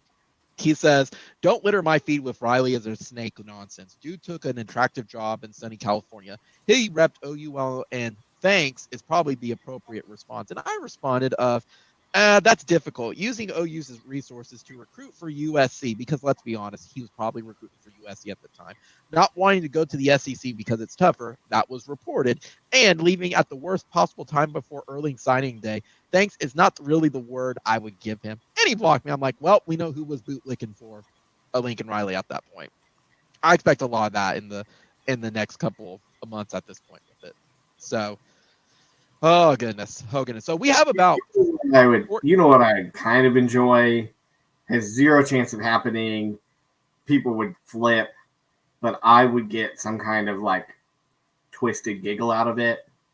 Is if we had hired Charlie Strong and won with Charlie Strong after Texas crashed and burned and lost to Kansas with Charlie Strong. I would love that because it would be a big middle finger to Texas's program.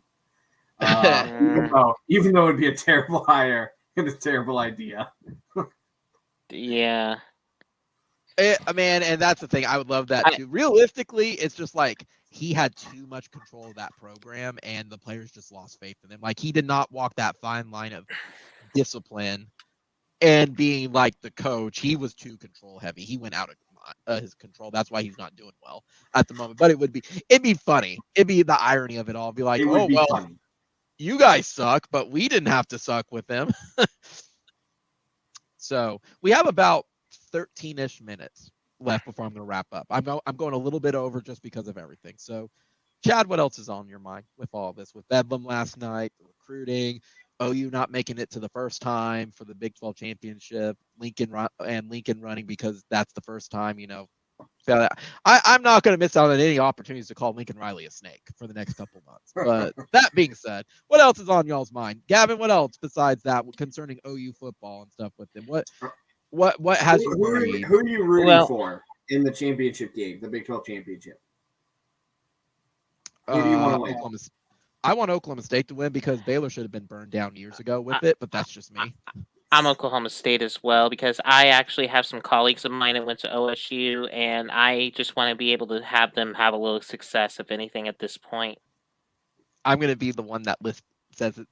I'm going to say the quiet part out loud. I want Oklahoma State to win because if they're left out again as the sacrificial lamb, we'll get an 8-team or 12-team playoff much faster. Yeah. I mean, I said it in my recap. Big brain mode. Can't lose the Big 12 championship if you don't play for the Big 12 championship. Oklahoma State. Big brain mode. Can't lose a playoff game if you don't play for a playoff game. And it's the same thing. They'll get in if there's an 8 or a 12. I think it'd be much faster. Now, do I have faith? Ooh, they're going to have to whip up on Baylor. I think they have a shot because Baylor's quarterback's out. He tore. I think I said he tore his hamstring or ACL, whatever it was with it, but he's out with it. I think they'll win, but I would prefer Oklahoma State has a. I think 9 out of 10 times they win, they go in. Yeah. Barring some like shenanigans in the SEC championship game, where it's like wild and it's ref ball or something like that. I think they get in over Bama after Bama loses. Now, if Bama wins and they go in at 2 and Georgia goes in at like 4 or whatever, however they figure that out. Yeah. Who the heck knows what happens? Yeah. I mean, I'm all like Baylor should have just gotten kicked out of the conference when all that stuff came out. I'm against Baylor, except against Texas. But I am going to be sad if Oklahoma State wins the national championship because we will never hear the end of it. Yeah, but the other thing I brought up too, and Josh, I've talked about this for quite a while. But I mean, I think after like the whole Penn State investigation and everything, and how much of like the severe punishments and everything that they gave to Penn State after all the stuff with Sandusky and everything, like when all the stuff came out with Baylor and everything, it was just mostly a like a really hard slap on the wrist for the most type with the punishment, and basically nothing else was done after that. There was no death penalty or anything, and I feel like the NCAA didn't really have basically a good standing when it came to that. You did something with it, like when the administrations and coaches are doing something, but you're not going to do it when your players are going to be are doing all of this. I mean, that to me is like, I don't know, like the whole, death penalty issue. If anything, I just do not know why you would basically create this double standard, within the administrators and the students. If anything, It's funny you mentioned that because I mentioned this to my dad today because of how bad the refs were, and I said, those Texas Tech commentators were suspended for a game because I guess there's the rule that you can't criticize the refs and stuff, and it was like the Big 12 suspended them from commentating during a game. If I was Texas Tech, I'd be like, fine, take us to court and make us do it. That's what I would do. I'd start dragging them to court every single time and say, you're not going to force us to do this. This isn't your call. Sorry, dudes, that's part of it. If Kirk Herbstreit and Chris Fowler can criticize them on television live, so can we. So it reminds me of that stuff with it. We're bouncing back and forth with it for that. But going back to it, though, yeah, I thought Baylor should have burned to the ground at this point from it. But it was not meant to be with it. And they got with whatever voodoo magic they used from it. Man, they used whatever it was to get Matt Rule and Orlando back to back. They offered a lot of money. Yeah, they sure did. I know this is, it's funny. Still thinking about this. When I started this blog again and started to do the live streams on Sunday, I always knew it was going to be exciting.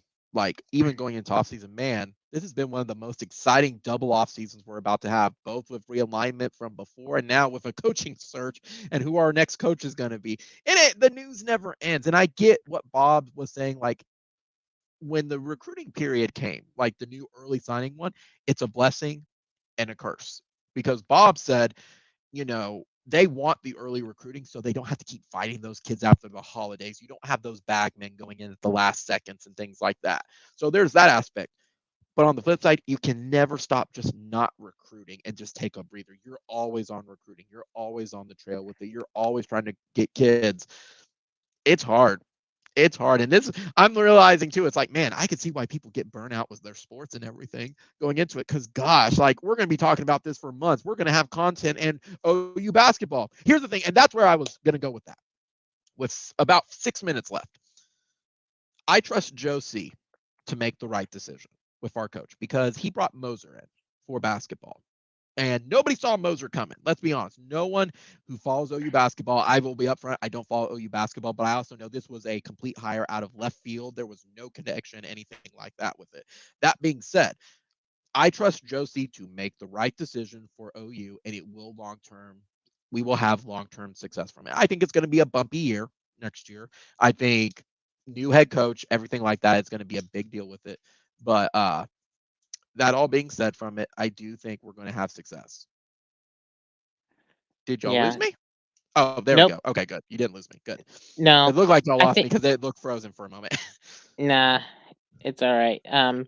I think it'll just be interesting to find out what sort of success will be whenever we get the new coach, and I think that is going to be the biggest question. Is that are we going to get this 2 to 3 year success, or are we going to get the long term success? That is going to be the biggest question.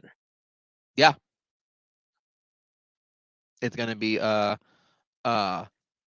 it's going to be a question. And I do think that it is definitely it's going to be interesting to see what all happens from it, no matter what on it. Like I said, we're not even 24 hours into this. It sucks in the moment. It sucks seeing the ship on fire at this. It sucks seeing the schooner on fire with it, and we see stability. Because here's the thing. We're going through it right now, but I guarantee within the next 5 years, Oklahoma State's going to go through it too with Mike Gundy, and then they're going to be on fire too, and they have less resources as well because Gundy's getting to the end. Let's be honest too. Wouldn't it be weird if he wins the Big 12 championship and they win their bowl game or playoff? Let's even go with the Natty and he retires. They're in the exact same position we are at that point. Other schools are going through it too. Texas just went through it, and I don't think they made the right hire personally. I think Sark was a terrible hire on it, and they did not do their vetting. But that's me. Other schools are going to go through it, and it's inevitable. That's just part of the gig with it, and it sucks. We all got, as Sean put it, we all got to take a bite out of the shit sandwich, but that's where you're at. That's part of the sport, part of being a sports fan with it, both whether it's collegiate or what's it called, professional. And this is something I was going to say too. When I do my recap for my season recap, initially my choice word was going to be disappointment because we had high expectations. This was going to be a playoff year. We had a lot of the studs returning. We were ready to go, and it just kind of collapsed. Yeah, 10-2. I know a lot of people would kill for 10-2. Probably us next year is probably going to kill for 10-2. That all being said with it, I think this year I'm going to change the word to roller coaster because it seemed like throughout this entire off season and going into this off season, it was always a lot of ups and a lot of downs. Close games that we won by last second. Let's be honest, this was probably a 6-16 that just managed to pull it out. I think that's a better word because now that we're entering the offseason, we have a bowl game. I'm not worried with Bob at the helm for it. If we lose, we lose. It's just that's part of the gig with it. But that all being said, and then we have a coaching search. I think the perfect world is roller coaster. Roller coaster sucks. We're on Mr. Bones' wild ride, and I want to get off this ride immediately, but I can't. So we just got to get through one more hurdle. That's all. Yep, and I don't know where we're going to go. I know some people say Fiesta. I don't think we're going to the Fiesta Bowl, but I think it's Alamo Bowl. And I read it's going to be Oregon. And I'm like, wouldn't that be fitting that we get Oregon when Bob's interim? Bob is licking his chops that he wants to get revenge. Oh, man. Yeah, that is good. Well, hold on. Isn't Oregon also playing in the Pac-12 championship? Yeah, I think they have their berth. If that's the case, then yes, they are. But yeah, because they may make it to the Rose Bowl. If they lose, then they go to the Alamo Bowl. Yeah, so I think if I'm not mistaken, it's like we're pretty much going to get like whoever the loser is of the Pac-12 championship game at this point. It's Oregon and Utah. Oregon and Utah, and I expect Utah to whip butt on Oregon at this point. They did it before, and I believe it again. Well, yeah, that's going to be very interesting. If I had a hat for it, man, I got to get out. If I had one, I get out the old hat just for old time's sake with Stoops' troops on it and just wear that one. Yeah. Riley's reign is going to get burned. Go outside just like people did with LeBron James. Rip up some jerseys, burn some OU flags. Not my sign flag, but just before we end, I found it incredibly cringy that USC has photoshopped their logo and like their little microphone pack on his hip on his hip to be like USC, and it's obviously like photos of Lincoln Riley coaching at OU. Well, but a lot of schools do that though, Chad. There's a lot of schools that do that. Maybe I've just never paid attention before. Because I usually don't. I mean, they do that for recruits. It's never been an issue for OU, but I just found that incredibly weird. Like you just like showed a random picture of the dude. I have to go see. I know I saw it earlier. If you look at USC's football Twitter, they basically had that laid out and everything. But I'm just saying they couldn't send him a hat and like had him put the hat on and send a photographer out real quick. They had to like. Oh yeah, I can tell. Yeah, he's never coached a game there. It's just weird. Yeah, you can tell. It's just weird. Cringy. Yeah. It's like photoshopping yourself on your girlfriend's Christmas card from last year. Like you photoshopped out the other boyfriend. Excuse me, Chad. I don't Photoshop. I cut my head out and tape it on the card. Thank you very much. The old school Photoshop, the Soviet Photoshop right there. I cut it out and then I copy it. That's bigger brain mode. I will say too, man, last night I was cracking jokes. I'm like, whether we won or lost that game, man, our players had a case of the stupids. Woo. They had a case of the dumbs last night. I will tell you what, I was cracking up with it. Yeah. I mean, it was like, I was basically, I'm up to the point to where, I was just like, yeah, we're going to lose this game. And I'm going to say this, whatever you do not catch the ball inside the 5 when you're punting. I mean, honestly, how hard is that? Gray, my dude, like, I've said he was a bust all year, and that kind of solidified no, it was. And now, keep in mind that he did not lose the game for us. That was just one of many comedy of errors. Well, no, I understand. Well, no, I'm just saying though too. It wasn't just Gray that did it, but also Presley over OSU did the same exact thing and basically scored a touchdown. It's like I don't know, like. And why anybody, and I'm just saying this, you basically try to feel your own punt inside the 5. What's the point of that? Because if you muff it, you're just going to give them 1st and goal right there anyway. It does not make any lick of sense to basically feel a punt inside the 5. It just doesn't. No, and even coaches tell you that if you have to take a step back, let it go. I mean, they take it back. But then again, we don't have special teams. So yeah, they don't teach that. Yeah. Yeah, and it's like, and I'm not saying I'm like with you. I'm not blaming Gray though, but that is like something you just do not do. You just don't do it. He's a dumb butt. And that is where I was really more irritated because you had it with Presley and you had it with Gray, and and I will say like, you basically had one special teams play. And I feel like part of the special teams just was really part of it. And what's even double crazy is that that Presley kid that scored a 100-yard touchdown, in the special teams, his younger brother is actually coming up in the wings and getting ready to commit to OSU next year. Yeah. I've seen him play and everything. Well, he may be committing for OU now because there may be some spots open. Well, no. Like his old Presley over at Bixby, that's his younger brother, the Braden Presley and all that. So he's basically staying with his brother. So I really look at it to where, there's been a lot of decent connections within that. Of course, the Presley kid that's in high school and everything now. That high school right now over there, and I'm just kind of going off a little bit of high school football because, state championships are this weekend.